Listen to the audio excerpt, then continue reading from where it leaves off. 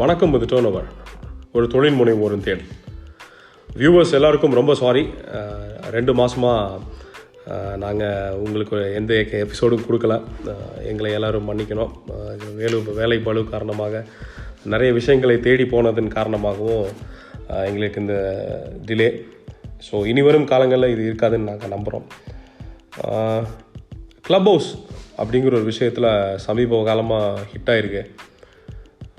அதுக்குள்ளே ஒரு business conversation ஒன்று போயிட்டு இருந்தது. பெரிய பெரிய பிஸ்னஸ் மனிதர்கள்லாம் பேசி கொண்டு இருந்தாங்க.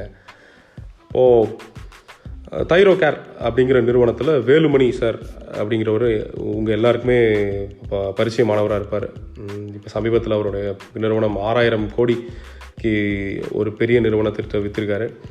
அவர் சக தொழில் முனைவோர்கிட்டலாம் பேசிகிட்டு இருக்கும்போது, சார் எப்படி சார் தொழிலை ஜெயிச்சிங்க, நீங்கள் என்ன சார் பண்ணீங்க, எங்களுக்கு அந்த டிப்ஸ் எல்லாம் கொடுங்க சார் அப்படின்னு பேசிகிட்டு இருந்தாங்க. நிறைய பேர் கேள்வி பதிலாக கேட்டுட்டு இருந்தாங்க. ஒருத்தர் கேட்டார், நீங்கள் என்ன புக்கு படிப்பீங்க சார் அப்படின்னு கேட்டார். நான் வாழ்க்கையில் 2 புக்கு தான் படிச்சிருக்கேன். ஒன்று திருக்குறள், இன்னொன்று டிஃப்ரென்ஷியேட் ஆர் டை அப்படின்னு சொன்னார். எங்களுக்கு ரொம்ப ஐ ஓப்பனிங்காக அந்த விஷயம். என்ன, பொதுவாக தொழில் முனைவோர்லாம் நிறைய புக்கு படிப்பாங்க, பார்த்த புக்கெல்லாம் படிப்பாங்க, நிறைய ரெஃபரன்ஸ் எல்லாம் சொல்லுவாங்க. அப்படி இருக்கும்போது நான் அந்த ஒரு புக்கு தான் படித்தேன்னு இவர் சொல்கிறாரு. சரி, அப்படி அதுக்குள்ளே என்ன தான் இருக்கும் அப்படின்னு போய் பார்க்கும்போது எங்களுக்கு ஒரு மிகப்பெரிய ஒரு ஐ ஓப்பனராக இருந்தது. அந்த புக்கை திறந்து பார்க்கும்போது ஒரு புக் ஃபேருக்கு ஒன்று போயிருந்தோம்.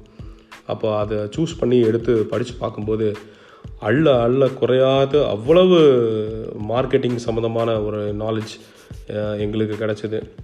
என்னெல்லாம் சந்தையில் நல்லா இல்லை, எதெல்லாம் நல்லா இருக்குது, எதெல்லாம் நல்ல ஐடியா, எப்படி ஒரு தொழில் வளரும் அப்படிங்கிறதெல்லாம் ரொம்ப ஒரு ரத்தின சுருக்கமாக அவ்வளோ நல்லா சொல்லியிருந்தாங்க. ஸோ அது சம்மந்தமான விஷயங்களை தான் நம்ம பாட்காஸ்ட்டில் நம்மளுடைய டர்ன் ஓவர் தமிழுடைய சப்ஸ்கிரைபர்ஸ்க்கு தொகுத்து வழங்கலாம் அப்படின்னு ஒரு சின்ன எண்ணம் நானும் என் நண்பர் வினோத் அவர்களுக்கும். ஸோ இந்த எபிசோட் டிஃப்ரென்ஷியேட் ஆர் டை, எப்படியெல்லாம் ஒரு பிஸ்னஸ் டிஃப்ரென்ஷியேட் பண்ணி நிற்கிது, அப்படி பண்ணாமல் இருக்கிறதுல என்னென்ன பாதகங்கள் சாதகங்கள் அதையெல்லாம் தான் நம்ம பேச போகிறோம். ஸோ வணக்கம் வினோத். வணக்கம் மக்களே, எல்லோரும் நல்லா இருக்கீங்கன்னு நினைக்கிறேன். ஸோ இன்றைக்கி ரொம்ப இன்ட்ரெஸ்டிங் டாபிக், பிராண்ட் டிஃப்ரென்சியேஷன். அதாவது டிஃப்ரென்ஷியேட் ஆர் டைலே இருக்குது. நீங்கள் டிஃப்ரென்ஷியேட் பண்ணலைன்னா அந்த நிறுவனம் தன்னுடைய அழிவை நோக்கி போயிட்டுருக்கு அப்படிங்கிறது தெளிவாக டைட்டிலே இருக்குது அப்படின்னு நினைக்கிறேன். ஸோ இப்போ இது நிறைய ஸ்டார்ட் அப் ஓனர்ஸ் நம்மளோட ஜேர்னியில் மீட் பண்ணியிருக்கோம். ஸோ எல்லோரும் அந்த ஒரு கம்பெனி ஆரம்பிக்கிறப்போ பண்ணுற ஒரு தப்பு இருக்குது. அதாவது நம்ம ஒரு வர்ஜின் மார்க்கெட்டுக்கு ஒரு ப்ராடக்ட் பண்ணுறோம் அப்படின்னு நினச்சி தான் நிறைய பேர் பண்ணுறாங்க. அண்ட் அஃப்கோர்ஸ் ப்ராடக்ட் எப்படி பண்ண ஆரம்பிக்கிறாங்க, ஒரு ப்ராடக்டையோ சர்வீஸோ எப்படி பண்ண ஆரம்பிக்கிறாங்கன்னா அவங்களுக்கு தெரிஞ்ச விஷயங்கள், அவங்கக்கிட்ட இருக்கிற கேப்பபிலிட்டிஸ் எல்லாம் வச்சு இதை ஒரு மார்க்கெட்டுக்கு புஷ் பண்ணணும் அப்படின்னு நினைக்கிறாங்க. பட் ப்ராடக்டை அப்படி யோசிக்கக்கூடாது. ஸோ ப்ராடக்டை ஒரு ப்ராடக்ட் ஐடியா இல்லை ஒரு சர்வீஸ் ஐடியாவை நீங்கள் எப்படி யோசிக்கணும் அப்படின்னா உங்களுடைய கஸ்டமர்ஸோட மைண்டிலிருந்து யோசிக்கணும் அப்படிங்கிறது தான் இந்த டிஃப்ரென்ஷியேஷனோட ஒரு முதல் படியே. அதாவது கன்சியூமர் மைண்டிலிருந்து உங்கள் ப்ராடக்டை ஸ்டார்ட் பண்ண முடியுமா?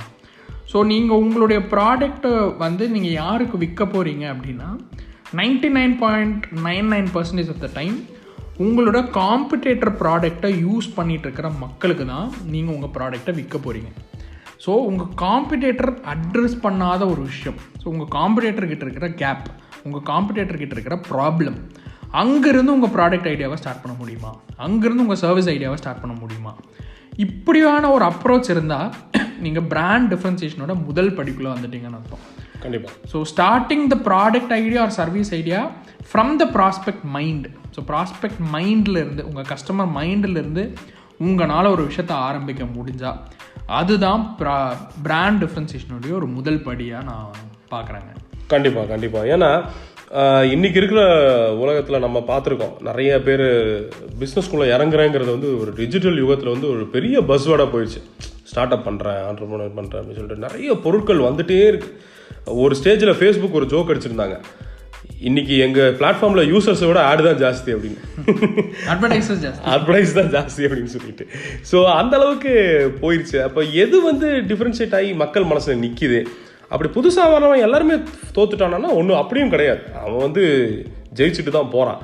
அப்படி எந்த மாதிரி விஷயத்தை வச்சு அவன் ஜெயிக்கிறான் அப்படிங்கிறதெல்லாம் பார்க்கும்போது நிறைய ஃபேக்டர்ஸ் நம்ம கண்ணு முன்னாடி படுது. ஒரு சூப்பர் மார்க்கெட்டுக்குள்ளே போனால் இன்றைக்கி நீங்கள் எத்தனை விஷயம் பார்க்குறீங்க? கண்டிப்பாக ஒரு சீ ஆஃப் பிராண்ட்ஸ் வந்து பார்க்குறோம் அப்படிங்கிற மாதிரி இருக்குது. ஒரு பிராண்ட் கடலுக்குள்ளே போகிற மாதிரி தான் இருக்குது இன்றைக்கி சூப்பர் மார்க்கெட்டுக்குள்ளே போகிறது. கண்டிப்பாக ஒரு செல்ஃபை பார்த்தா நம்ம 10-20 நிமிஷம் யோசிக்க வைக்கிறாங்க. கரெக்ட். இதுக்கு இந்த பெனிஃபிட் இருக்குது, இதுக்கு இந்த பெனிஃபிட் இருக்குது அப்படிங்கிற மாதிரி யோசிக்க வைக்கிறாங்க. ஒரு ஷாம்புன்னு எடுத்துகிட்டா அதில் ஒரு 30-40 சாய்ஸ் இருக்குது. சோப்புன்னு எடுத்துகிட்டா ஒரு 50 சாய்ஸ் இருக்குது. சிப்ஸ்னா ஒரு 100 சாய்ஸ் இருக்குது. ஸோ ஈச் அண்ட் எவ்ரி கேட்டகரியில் வந்து ஒரு அனாலிசிஸ் பேராலிசிஸ் ஆகிற அளவுக்கு உண்டான சாய்ஸஸ் இருக்குது. கண்டிப்பாக. அப்போ இப்படி ஒரு யுகத்தில் வந்து நம்ம தொழிலில் ஜெயிக்கிறதுக்கு வந்து இந்த வினோத் சொன்ன மாதிரி கன்சியூமர் மைண்ட்லேருந்து ஒரு விஷயத்தை ஸ்டார்ட் பண்ணி எடுத்துகிட்டு போகிறது தான் எல்லாமே இனிமேல் கரெக்டாக இருக்கும்னு நினைக்கிறேன். சும்மா பொதுவாக முதலீடு இருக்குன்னு நான் உள்ளே வந்துட்டேன், இல்லை ஃப்ரெண்டு சொன்னாலும் உள்ளே வந்துட்டேன் அப்படின்னு இல்லாமல் கன்சியூமர் மைண்ட்லேருந்து ஒரு விஷயத்தை ஆரம்பித்து கொண்டு வரது தான் வந்து ஒரு நல்ல விஷயமா இருக்கும். இப்போ அதுக்கான ஏதாவது ஃப்ரேம் ஒர்க்ஸ் இருக்குதா வினோத் சார்? ஓகே. ஸோ நான் என்ன யோசிக்கிறேன்னா, இந்த பர்டிகுலர் பாட்காஸ்ட்டை வந்து நிகேஷன்லேருந்து ஆரம்பிக்கலாம். அதாவது வந்து எதெல்லாம் வந்து பிராண்ட் பொசிஷனிங் இல்லை அங்கேருந்து ஆரம்பிக்கலாம் அப்படிங்கிறத நினைக்கிறேன். ஏன்னா நம்ம இதெல்லாம் வந்து பிராண்ட் டிஃப்ரென்சியேஷன், இதெல்லாம் தான் பிராண்ட் பொசிஷனிங் நினச்சி ஒரு சில விஷயங்களை பண்ணிகிட்ருக்கோம். ஸோ எதெல்லாம் வந்து பிராண்ட் டிஃப்ரென்சியேஷன் இல்லை அப்படிங்கிற இடத்துலேருந்து ஆரம்பித்தா எது தான் பிராண்ட் டிஃப்ரென்சியேஷனுங்கிறதுக்குள்ளே போயிடலாம். ஸோ எது இல்லைங்கிறதுலேருந்து ஆரம்பிக்கலாங்கிறது தான் என்னோட ஒரு ஒப்பீனியன். கண்டிப்பாக. ஏன்னா நம்ம எங்கே போனாலும் ஃபஸ்ட்டு வந்து ஒரு விஷயம் சொல்லுவாங்க. நீங்கள் பொதுவாகவே ஏதோ ஒரு கடைக்கு போங்க, ஒரு மரசெக்கெண்ணெய் கடைக்கு போங்க, என்ன எழுதியிருப்பாங்க மேலே? சுத்தமான தரமான எண்ணெய். ஆமாம், எல்லா இடத்துலையும் நீங்கள் அதை பார்க்கலாம். நீங்கள் தரமான யார்கிட்ட போய் கேட்டாலுமே இந்த பிளாஸ்டிக் கூட எப்படி இருக்குங்க, அதெல்லாம் குவாலிட்டியான ப்ராடக்ட் தாங்க அப்படிங்கிற மாதிரி சொல்லுவாங்க. இப்போ எங்கள் பிராண்டிங் ஜேர்னியில் நாங்கள் எங்ககிட்ட வர கஸ்டமர்ஸ் கிட்ட நாங்கள் ஃபஸ்ட்டு கேட்குற கேள்வி, நீங்கள் எப்படி சார் உங்கள் காம்படிட்டர்ஸ் கிட்ட டிஃப்ரென்ஷியேட் ஆகுறீங்க அப்படின்னு கேட்டால், நாங்கள் வந்து பெட்டர் குவாலிட்டியில் பண்ணுறோம், குவாலிட்டி தான் சார் பெரிய டிஃப்ரென்சியேஷன் எங்களுக்கும் எங்கள் காம்படிட்டர்ஸ்க்கும் சொல்லுவாங்க. ஸோ இது வந்து எந்த அளவுக்கு இந்த குவாலிட்டியை நம்மளால் ப்ரொஜெக்ட் பண்ண முடியும்னு சொல்ல முடியாது. ஏன்னா quality is a minimum expectation. So குவாலிட்டிங்கிறது கொடுத்தே தான் ஆகணுங்கிற மாதிரி இருக்கும் ஒரு பொருளில். இப்போ நீங்கள் குவாலிட்டி இல்லாத பொருள் வாங்குவீங்களா? கண்டிப்பாக இல்லை. ஆமாம். ஏதாவது காம்படிட்டர் நான் குவாலிட்டி இல்லைன்னு தன்னை அட்வர்டைஸ் பண்ணுறானா? இல்லை. ஸோ குவாலிட்டி அப்படிங்கிறது வந்து ஒரு மினிமல் கிளைம் ஆயிடுச்சு இன்னைக்கு. ஸோ உங்களுக்கு ஏதாவது எக்ஸாம்பிள்ஸ் உங்கள் மைண்டுக்கு வருதுங்களா குவாலிட்டி அப்படின்னு பேசுகிறப்போ? கண்டிப்பாக எனக்கு அது ஒரு ஆல்டர்னேட்டிவ் திங்கிங்கும் இருக்குது, எக்ஸாம்பிள் இருக்குது. என்னென்னா, ஒரு பொருளை வாங்கி அதை நீங்கள் வந்து பரிசோதித்து பார்த்து தான் ஒரு குவாலிட்டிங்கிறத நீங்கள் சொல்ல முடியும். ஆனால் ஒரு பொருளை வாங்க வைக்கிறது தானே பெரிய விஷயம். அது பரிசோதிக்கிறதுக்கு முன்னாடியே வாங்க வைக்கிறது தான் வந்து ஒரு திறமையான ஒரு விஷயம். அதுதான் நம்ம செய்ய வேண்டியிருக்கு. நீங்கள் எல்லாத்தையுமே டெமோ கொடுக்க முடியுமா? 1000 பீஸ் இருக்குது, 500 பீஸ் நீங்கள் டெமோ கொடுத்து பண்ணிங்கன்னா உங்கள் கம்பெனியும் பொழிஞ்சு போயிடும். அதனால் உங்களால் அதையும் பண்ணுறதுக்கு வாய்ப்பு இல்லை. இது சம்மந்தமாக எனக்கு பார்க்கும்போது ஒரு மிகப்பெரிய பிராண்டு ஒன்று நம்ம 90s கிட்ட இருக்கனால ஒரு நோக்கியா அப்படிங்கிற ஒரு பிராண்டு வந்து நமக்கு ஞாபகத்துக்கு வருது. அவங்க வந்து பேட்ரி லைஃப் அவ்வளோ சூப்பராக இருக்கும். குழந்தைங்கள்லாம் செவுத்தில் அடிச்செல்லாம் விளையாடுவாங்க. இந்த 0000 அந்த அளவுக்கு வந்து ஸ்ட்ரென்த்தாகவும் இதுவாகவும் இருக்கும். பட் அவங்க என்ன பண்ணிட்டாங்கன்னா, தன்னுடைய சுற்றி இருக்கிற ஆளுங்க காம்படிட்டர்ஸ் யார்கிட்டையுமே அவங்க தனிச்சு நிற்கலை. இவங்களும் மொபைல் பண்ணாங்கள, மற்றவங்களும் மொபைல் பண்ணாங்க. அடுத்து வந்தவங்க இவங்களோட சூப்பராக பண்ணி அடுத்தடுத்த விஷயங்களை தூக்கி போயிட்டாங்க, டச் ஸ்க்ரீன் அப்படின்னு.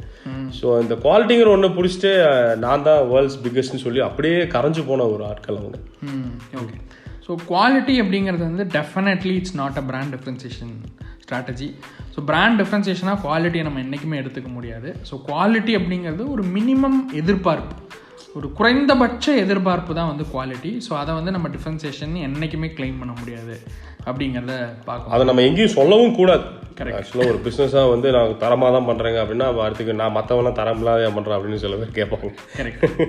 ஸோ அது மாதிரி ஒரு விஷயம் இருக்குது. ரெண்டாவதாக பார்க்கும்போது கிரியேட்டிவிட்டியை அதிகமாக யூஸ் பண்ணுறாங்க.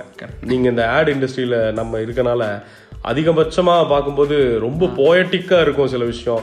ரொம்ப வந்து பெட்டர் லோகோ வச்சுருக்கேன், பெட்டர் டேக்லைன் வச்சுருக்கேன், ஸோ இதுதான் என்னோட டிஃப்ரென்சியேஷன். பெட்டர் பேக்கேஜிங் வச்சுருக்கேன், இதுதான் என்னோட டிஃப்ரென்சியேஷன் சொல்கிறாங்க. ஸோ க்ரியேட்டிவிட்டி அப்படிங்கிறது வந்து ஒரு இமோஷன் தான். அதாவது நீங்கள் வந்து ஒரு நல்ல டிசைன் வச்சு ஒருத்தருடைய இமோஷனை வந்து அப்லிஃப்ட் பண்ணலாம். பட் வந்து இமோஷனுக்குள்ளேயுமே ஒரு லாஜிக் இருக்குது. ஸோ வந்து ஜஸ்ட் லைக் தட் ஒரு நல்ல டேக்லைனுக்காக நம்ம இன்றைக்கி வரைக்கும் ஒரு பொருளை வாங்கினது கிடையாது. கண்டிப்பாக இந்த பிராண்டுக்கு ஒரு நல்ல லோகோ இருக்குது அப்படின்னு சொல்லி நம்ம ஒரு பொருளை வாங்கினது கிடையாது. ஸோ நம்ம வாங்குகிற ஒவ்வொரு பொருளுக்குள்ளேயும் இமோஷன் இருக்குது டெஃபினட்டாக. பட் அதுக்குள்ளே வந்து டீப்பான ஒரு லாஜிக் இருக்குது அப்படிங்கிறத பார்க்க முடியுது. கண்டிப்பாக. ஸோ ஒரு நல்ல ஆட் எடுத்துட்டோம், ஒரு நல்ல லோகோ பண்ணிட்டோம், ஒரு நல்ல டேக்லைன் வச்சுருக்கோம் அப்படிங்கிறதும் வந்து டெஃபினட்டாக டிஃப்ரென்ஷியேஷன் கிடையாது. பெருவாரியாக இன்னைக்கு சந்தை சூழ்நிலை நம்ம பார்க்கும்போதுங்க, இது எல்லாமே பார்த்தீங்கன்னா ஒரு சினிமாத்தனமான ஒரு அப்ரோச் தான் இருக்குது. ஒரு பிராண்டுன்னு எடுக்கும்போது, பெரிய லெவலில் எடுக்கும்போது ஸ்டோரி போர்டிங் பண்ணுறாங்க. அப்படிங்கும்போது கோடிக்கணக்கில் செலவழித்து எடுக்கிறாங்க. அது வந்து ஒருத்தனை ஒரு பொருளை வாங்க வைக்கிறதுக்காக பண்ணுதா அப்படின்னு பார்த்தா 80% இல்லாமல் தான் இருக்குது சந்தையில். ஸோ இப்போ இந்த புக்கில் வந்து ஜாக் ட்ரூட் அப்படிங்கிறவர் அதான் சொல்கிறார், ரொம்ப வந்து பார்க்குறதுக்கு அழகாக இருக்குது, ரொம்ப ரம்மியமாக இருக்குது அப்படிங்கிறதுக்காக நம்ம எந்த பொருளையும் போய் வாங்குறதில்ல. எக்ஸப்ட் நகை ஆடெல்லாம் பார்க்கும்போது நகை ஆடு அப்படி தான் இருந்தாலும் அது ஏஸ்தட்டிக் சென்ஸ், அது பார்த்தா வாங்க வைக்குது. பட் மற்ற எல்லாத்துலேயுமே வந்து நீங்கள் ஹியூமரை புகுத்த முடியும், மற்ற எல்லாத்துலேயுமே நீங்கள் வந்து ரொம்ப கவர்ச்சியாக ஒரு வார்த்தை எழுத முடியுங்கிறதுக்காகவே அது போகாது. கரெக்ட். ஸோ நான் டிஃப்ரெண்ட்டாக ஏதோ பண்ணுறேன்னு சொல்லிட்டு அதை பண்ணக்கூடாது. அது வந்து ஒரு பெரிய மிஸ்டேக்காக தான் இருக்குது. க்ரியேட்டிவிட்டி டெஃபினெட்லி ஒரு காம்ப்ளிமெண்ட் தான் பிராண்டுக்கு. பட் அதுதான் டிஃப்ரென்சியேஷனானு கேட்டால் இல்லை. ஸோ அது ஒரு சின்ன பில்லராக எடுத்துக்கலாமே தவிர அதுதான் பிராண்ட் டிஃப்ரென்சியேஷனாக எடுத்துக்க முடியாது. ஸோ குவாலிட்டியும் டிஃப்ரென்சியேஷன் கிடையாது, க்ரியேட்டிவிட்டியும் கிடையாது. அடுத்து நம்ம இப்போ அதிகமாக பார்க்குற ஒரு விஷயங்க, நம்ம இந்தியன் கன்சியூமர் மத்தியில் வந்து நம்ம ஹவுஸ் ஒய்ஃப்ஸ் கம்யூனிட்டிலையும் சரி, நம்ம அம்மாக்கள் பாட்டிகள் கம்யூனிட்டிலையும் சரி, இந்த விஷயம் வந்து ரொம்ப ரொம்ப ரொம்ப பரிச்சயமான விஷயம். விலை பேரம் பேசி வாங்குறது, ப்ரைஸ் வார். கரெக்ட். இந்த கம்மி விலைங்கிறது ஒரு டிஃப்ரென்சியேஷனா? இல்லை, டெஃபினட்டாக இல்லை. ஸோ இதுவுமே வந்து நான் நிறையா என்னோட கஸ்டமர்ஸ் சொல்லி நான் பார்த்துருக்கேன். நாங்கள் வந்து எங்கள் காம்படிட்டரை விட பெட்டர் ப்ரைஸுங்க, காம்படிட்டரை விட பாதி ப்ரைஸ், காம்படிட்டரை விட 30% டிஸ்கவுண்டட் ப்ரைஸ் எங்களோடதுன்னு சொல்கிறாங்க. ஸோ ப்ரைஸில் வந்து ஒரு ப்ராப்ளம் இருக்குது. என்னென்னா எந்த ஒரு விஷயம் உங்கள் காம்படிட்டராலையும் பண்ண முடியுமோ அதை வந்து நீங்கள் வந்து ஒரு டிஃபரன்சியேஷனாகவே எடுத்துக்க முடியாது. ஃபார் எக்ஸாம்பிள், நீங்கள் வந்து ஒரு 20 ரூபா குறைச்சி ஒரு பொருளை வைக்கிறீங்க அப்படின்னா அதே 20 ரூபா உங்கள் காம்படிட்டர் குறைக்கிறதுக்கு எவ்வளோ நாள் ஆகும்? ஒரு நிமிஷம் கூட ஆகும். ஆமாம். ஸோ அந்த ப்ரைஸ் அப்படிங்கிறது வந்து definitely it's not a differentiating idea. In fact அது வந்து அதோடைய சைடு எஃபெக்ட்ஸ் தான் ரொம்ப அதிகம்னு நான் சொல்லுவேன். ஏன்னா நீங்கள் எந்த அளவுக்கு ப்ரைஸ் மேலே ஃபோக்கஸ் போடுறீங்களோ அந்த அளவுக்கு உங்கள் கஸ்டமரை பிராண்ட்லேருந்து டிஸ்ட்ராக்ட் பண்ணுறீங்க.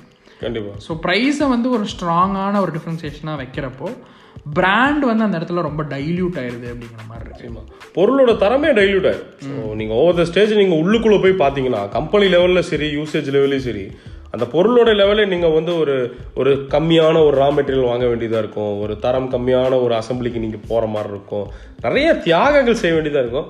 கடைசியாக அந்த தியாகமெல்லாம் போய் கடலில் போய் கரைஞ்சிடும். கரெக்ட்.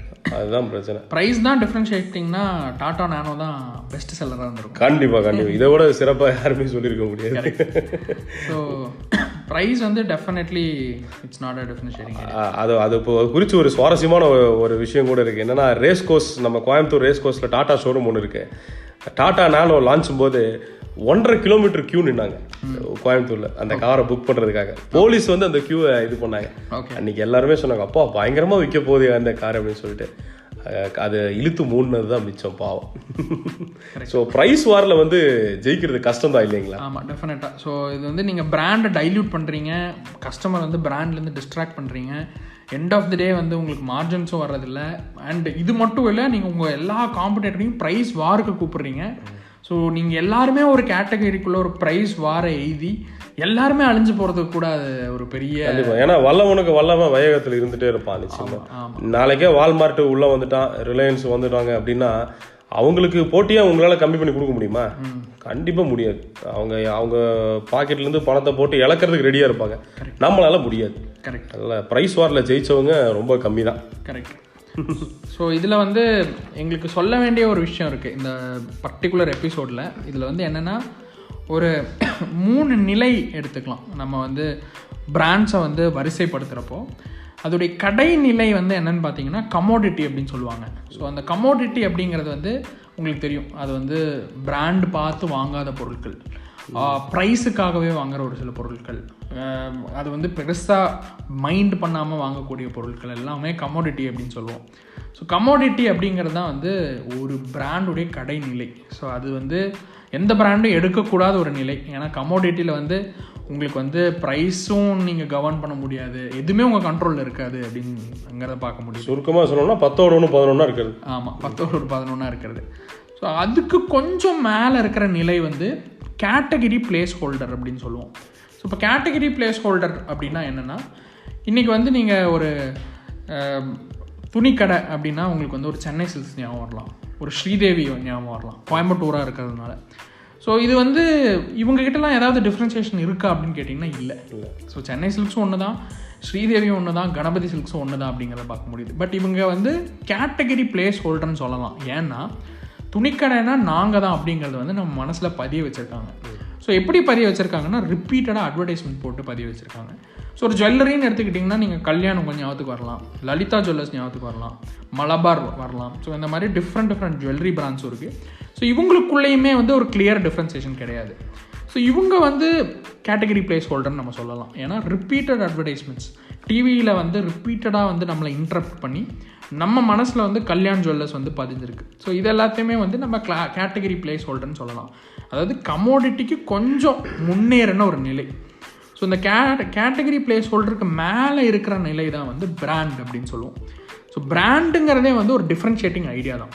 ஸோ உங்களுடைய பொருள் அல்லது உங்களுடைய சர்வீஸ் வந்து ஒரு டிஃப்ரெண்ட்டாக இருக்குது, மக்களுடைய கவனத்தை வந்து அந்த டிஃப்ரென்ஸ் ஈர்த்துருக்கு, மக்களுக்கு ரொம்ப தேவைப்படுற ஒரு டிஃப்ரென்ஸாக இருந்திருக்கு. அப்படிங்கிறப்ப மட்டும்தான் நீங்கள் பிராண்டுங்கிற ஒரு நிலைக்கு போகிறீங்க. ஸோ அந்த டிஃப்ரென்ஷியேஷன் மட்டும் இருந்துட்டால் பத்தாது, அதை வந்து வைடாக பப்ளிசைஸ் பண்ணணும். ஸோ இதுதான் என்னோடய டிஃப்ரென்ஸ் அப்படிங்கிறத வைடாக பப்ளிசைஸ் பண்ணுறப்போ நீங்கள் பிராண்டுங்கிற ஒரு நிலைக்குள்ளே போகிறீங்க. So brand is nothing but differentiating idea. அது வந்து மக்களுக்கு ரொம்ப தேவைப்படுற ஒரு டிஃப்ரென்ஷியேட்டிங் ஐடியாவாக இருக்கணும், டிஃப்ரென்ஷியேட்டிங் பொருளாக இருக்கணும், அது வந்து வைட்லி பப்ளிசைஸ்டாக இருக்கும். ஸோ அப்போ வந்து நீங்கள் பிராண்ட் அப்படிங்கிற ஒரு நிலைக்குள்ளே போகிறீங்க. ஸோ இதுதான் வந்து நீங்கள் வந்து பிராண்ட்ஸை வந்து இல்லைன்னா பிஸ்னஸஸை வந்து வரிசைப்படுத்த வேண்டிய ஒரு நிலைகள். ஸோ இதில் வந்து நம்ம எந்த நிலையில் இருக்கோம் அப்படிங்கிறத வந்து நீங்கள் எந்த பிராண்டாக பார்த்தாலும் எந்த கம்பெனியை பார்த்தாலும் இதில் ஏதோ ஒரு நிலையில் வந்து ஃபிட்டின் பண்ணிக்கலாம். ஸோ இதில் வந்து எந்த இடத்துல இருக்கும் அப்படிங்கிறத வந்து எல்லாருமே கூர்ந்து கவனிக்கணும். அண்ட் அஃப்கோர்ஸ் எல்லாருமே இந்த பிராண்ட் அப்படிங்கிற ஒரு நிலைக்கு போகிறதுக்கு டெஃபினட்டாக டிஃப்ரென்ஷியேஷனுங்கிற ஒரு ஐடியாவை வச்சு தான் போக முடியும். ஸோ நீங்கள் சொல்லலாம், அது ஆரம்பத்துலேருந்தே நம்ம பிடிச்சாதான் அது வந்து கரெக்டாக இருக்கும். நம்ம வந்து கமாடிட்டிலேருந்து நம்ம போகிறோம் அப்படிங்கும்போது கொஞ்சம் கஷ்டம்தான். நம்ம ரீபிராண்டிங் பண்ணணும், நிறைய எக்ஸ்பென்சஸ் ஸ்பெண்ட் பண்ணணும், அப்படியெல்லாம் தான் இருக்கும். இன்றைக்கி இருக்கிற டிஜிட்டல் வார்லைங்க உங்ககிட்ட ஒரு தனிப்பட்ட முறையில் ஒரு கேள்வி. இன்றைக்கி இருக்க டிஜிட்டல் வாரில் இன்றைக்கி இவ்வளோ ஒரு ஆண்டர்ப்ரனர்ஷிப் ஸ்ப்ரீ அப்படின்னே சொல்லலாம். பார்க்குறவங்க எல்லாம் நான் தொழில் ஆரம்பிக்கிறேங்க, நான் வீட்டில் பொடி போட்டு விற்கிறேங்க எல்லாம் சொல்லிகிட்டே இருக்கும்போது இந்த 3 கேட்டகரி நீங்கள் சொன்னதில் யாருங்க நிற்பாங்க மனசில்? கண்டிப்பாக பிராண்டு தான் நிற்பாங்க. ஸோ கேட்டகரி பிளேஸ் ஹோல்டர் நிற்பாங்க. பட் அதுக்காக அவங்க பண்ண வேண்டிய செலவு வந்து ரொம்ப ஜாஸ்தியாக, நிறைய தியாகங்கள் ஜாஸ்தி. ஆமாம். ஸோ அவங்க அதிகமாக அட்வர்டைஸ்மெண்ட் காஸ்ட் பம்பின் பண்ணி தான் கேட்டகரி பிளேஸ் ஹோல்டருங்கிற ஒரு இடத்த வந்து அவங்க பிடிக்க முடியுங்கிற மாதிரி இருக்குது. கண்டிப்பாக. ஓகே. ஸோ இப்போது நம்ம மார்க்கெட்டில் வந்து வைடாக அதிகமாக நம்ம பார்த்த சில மிஸ்டேக்ஸை வந்து நம்ம பார்த்துருவோம். ஏன்னா இந்த புக்கோடைய பேரை வந்து ரொம்ப சுவாரஸ்யமாக கொடுத்துருக்காரு. Differentiate or die. ஒன்று டிஃப்ரென்ஷியேட் ஆகும், இல்லை டை ஆகும் அப்படின்னு தான் சொல்லியிருக்காரு. ஸோ பெருவாரியாக நம்ம டிவி அட்வர்டைஸ்மெண்ட்ஸ்லையும் நியூஸ் பேப்பர்ஸ்லையும் இன்டர்வியூஸ்லையும் அதிகமாக பார்த்த ஒரு விஷயத்த சந்தையை நாங்கள் அனலைஸ் பண்ணி இந்த 3 விஷயங்கள் அந்த புக்லேருந்து நாங்கள் எடுத்ததும் சரி, எங்களுடைய பர்சனல் எக்ஸ்பீரியன்ஸும் சரி, நாங்கள் பார்த்து உங்களுக்கு சொல்லியிருக்கோம். ஸோ இந்த புஸ்தகம் ஒரு கடல், உலகமும் ஒரு கடல். அதனால் வந்து இனி வரும் எபிசோடுகளையும் இதை பற்றின ஆராய்ஞ்சு இனி நிறைய தகவல்களை உங்களுக்கு சொல்ல இருக்கோம். ஸோ எது டிஃப்ரென்சியேஷன் இல்லை அப்படின்னு பார்த்துட்டோம். இப்போ எது டிஃப்ரென்சியேஷன் அப்படிங்கிறத இனி வரும் எபிசோட்ஸில் நம்ம பார்க்கலாம். கண்டிப்பாக பார்க்கலாம். ஸோ அதுவரை எங்களுடன் இணைந்திருங்கள். இந்த எபிசோடு உங்களுக்கு பயனுள்ளதாக இருக்குதுன்னு நம்புகிறோம். இந்த புக்கை நீங்கள் வாங்கி படிக்கணும்னு நினச்சிங்கன்னா இதுக்கு பேர் டிஃப்ரென்ஷியேட் ஆர் டை. இந்த ஆத்தர் பேர் ஜாக் ட்ரூட்டுங்க, JACKTROUT, அதான் அவருடைய ஸ்பெல்லிங்கு. அவர் ஆல்ரெடி வந்து பொசிஷனிங் அண்ட் மார்க்கெட்டிங் வார்ஃபேர் அப்படின்னு சொல்லிட்டு ஒரு புத்தகம் எழுதியிருக்காரு. ஸோ மிகப்பெரிய பிராண்ட்ஸோடலாம் ஒர்க் பண்ண ஒரு மனிதர். நம்ம இந்தியாவில் வந்து எந்த பிராண்டுங்க, ஒரு பால் பிராண்ட் பஜாஜ், ஆரோக்கியா பால், இதுக்கெல்லாம் வந்து சந்தையுடைய நிலைமையை ஆராய்ச்சி அதுக்கு தகுந்த வழிமுறைகளை சொன்னவர். ஸோ அவர் வழியில் நம்மளும் பயணித்தா கண்டிப்பாக நம்மளும் பெரிய ஆளாக வருவான். வருவாங்க அப்படின்னு ஒரு நம்பிக்கை இருக்குது. ஸோ இந்த பாட்காஸ்ட்டை கேட்குறவங்களுக்கும் அது வந்து ஒரு மிகப்பெரிய விஷயமா இருக்கும்னு நாங்கள் நம்புகிறோம். ஸோ எங்களுடன் இணைந்திருங்கள். இது டர்ன் ஓவர், ஒரு தொழில் முனைவோரின் தேடல். நன்றி.